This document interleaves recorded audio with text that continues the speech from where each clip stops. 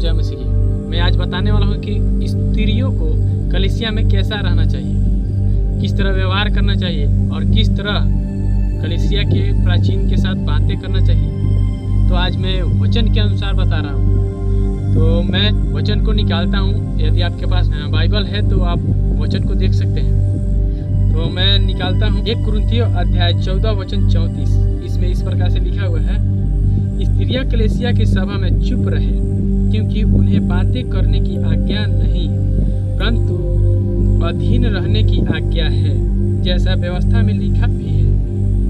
Bible साफ बताती है स्त्रियां कलीसिया में चुप रहें, क्योंकि उन्हें बोलने का आज्ञा नहीं है। इस समय स्त्रियां कलीसिया में जाती तो है पर आपस में बड़बड़ बोलते रहती हैं। पर उनके लिए ये वचन साफ बता रहा है कि स्त्रियां कलीसिया में चुप रहें।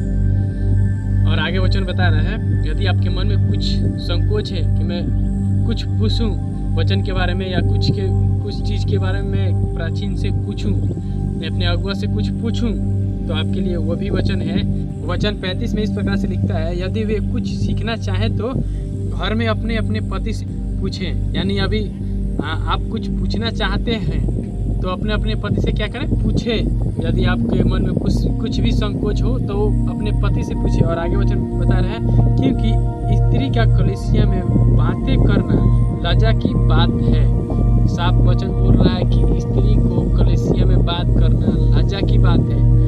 यदि आप बात करते हैं तो यानी परमेश्वर के वचन को तोड़ रहे हैं। यदि आप बड़ कलीसिया में बोल रहे हैं तो परमेश्वर के वचन को तोड़ रहे हैं।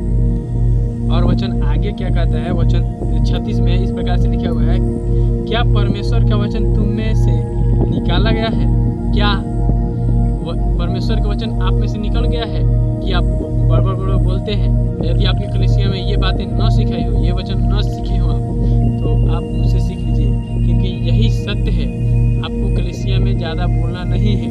और आगे वचन बोल रहा है, या केवल तुम ही तक पहुँचा है, या केवल तुम ही तक पहुँचा है।